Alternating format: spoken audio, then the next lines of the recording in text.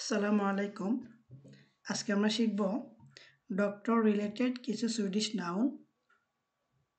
läkare läkare läkare মানে হচ্ছে doctor.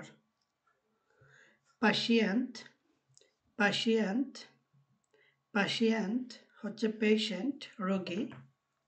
sjuksköterska sjuksköterska sjuksköterska হচ্ছে নার্স। মেডিসিন মেডিসিন মেডিসিন হচ্ছে ওষুধ মেডিসিন। রেসেপ্ট রেসেপ্ট রেসেপ্ট হচ্ছে প্রেসক্রিপশন, যখন ডাক্তার আর কি একটা প্রেসক্রিপশন দেয় কাগজে লেখে, ওইটা রেসেপ্ট। sjukhus sjukhus sjukhus হচ্ছে হসপিটাল। ক্লিনিক ক্লিনিক ক্লিনিক হচ্ছে ক্লিনিক। উচ্চারণটা প্রায় সেম, শুধু লেখার সময় সুইডিশে কে দিয়ে লেখে, ক্লিনিক। অপারেশন অপারেশন অপারেশন হচ্ছে surgery, operation. diagnose diagnose diagnose হচ্ছে ডায়াগনোসিস। symptom symptom symptom হচ্ছে সিমটম, উপসর্গ, যখন বিভিন্ন রোগের উপসর্গ দেখা যায় ওইটাকে বলে symptom। behandling behandling behandling হচ্ছে ট্রিটমেন্ট। ভ্যাকসিন ভ্যাকসিন ভ্যাকসিন হচ্ছে ভ্যাকসিন নেওয়া, ভ্যাকসিন। ইনজেকশন ইনজেকশন ইনজেকশন হচ্ছে ইনজেকশন, তো এটাকে ইনজেকশনও বলে। আবার আপনারা হয়তো এমনও দেখবেন ইনস্প্রুটনিংও বলে, আবার অনেক সময় স্প্রুতা, ইনজেকশন স্প্রুতা বলে আর কি এটার। তো একসময় হয়তো একরকম দেখবেন আর কি এক জায়গায়। এটা মানে হচ্ছে আমরা ইনজেকশন নিয়ে যাই ওইটা। সোর সোর সোর সোর মানে হচ্ছে আর কি ক্ষত। Blood proof blood proof blood proof blood test.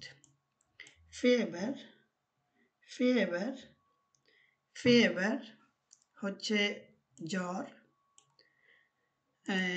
উচ্চারণ প্রায় সেম ইংলিশে, ফিভার ফেভার, বাট সুইডিশে লেখার সময় ওরা বি দিয়ে লেখে। ইনফেকশন ইনফেকশন ইনফেকশন হচ্ছে ইনফেকশন যখন হয়ে যায়, ইনফেকশন বলে। স্মেট্টা স্মেট্টা স্মেট্টা পেইন, ব্যথা।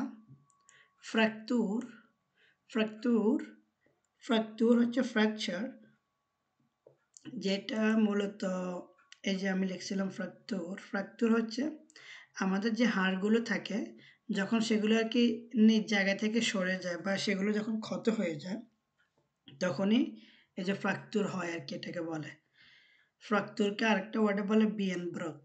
সো বিয়েনব্রথ কখন উপস্তর মানে ঘটিত হয়, মানে হয় কখন হয়, ন্যার অ্যান্ড পার্সুন হালকার, হালকা মানে আর কি পড়ে যাওয়া, যেমন আমরা পিছলে খেয়ে পড়ে যেটাকে হালকা বলে।